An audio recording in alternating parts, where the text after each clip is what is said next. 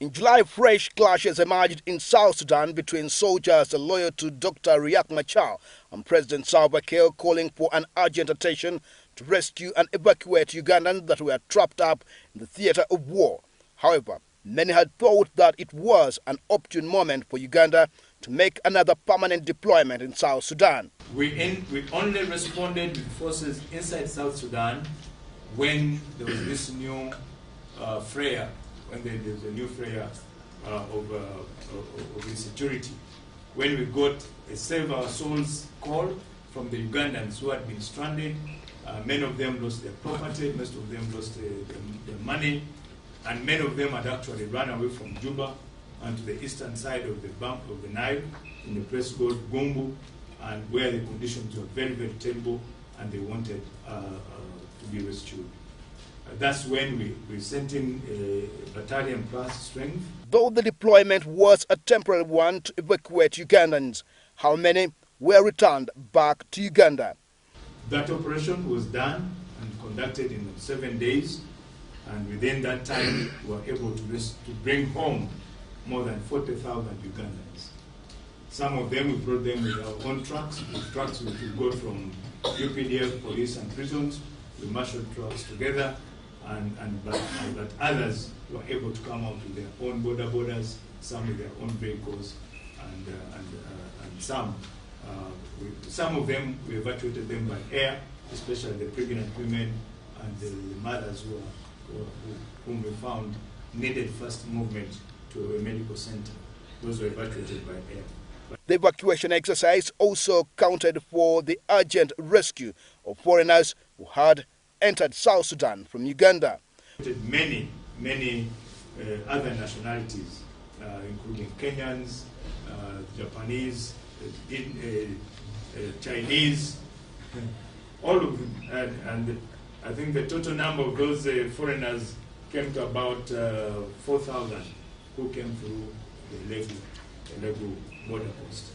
While the situation seems worrying in South Sudan, the Ugandan government claims that intentions to deploy its troops in South Sudan are far-fetched.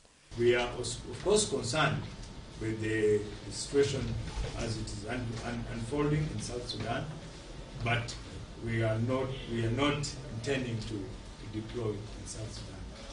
Apparently, the Uganda government has made a security assessment of the situation in South Sudan to the IGAD heads of states, calling for a deployment of a neutral force.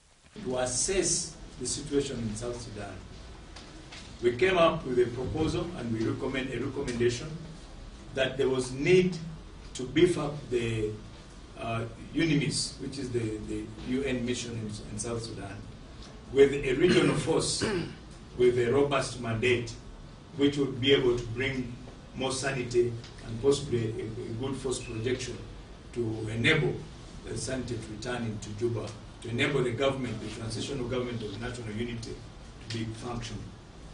That recommendation has been endorsed by the heads of government of the IGAD plus countries, and the same recommendation is going to the United Nations. Assessment in question excludes Uganda and Sudan from making deployments in the mission. We came up with that idea. We also agreed as chiefs of the defense forces in the region that Uganda and Sudan the North, would not be part of that force. And that force is going to be mainly composed of forces from Ethiopia, Kenya, and Rwanda. Uganda is not going to deploy in South Sudan. Then what's going to be its role outside the mission as a neighboring state and an interested party in the war in South Sudan?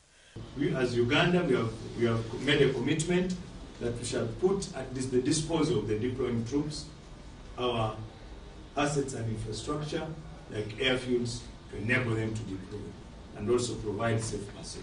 But otherwise, we are not, unless the matter is revisited and possibly more demand is made. But as of now, we don't have any plans as UPDF to be part of the regional force, and have no force being prepared for that matter.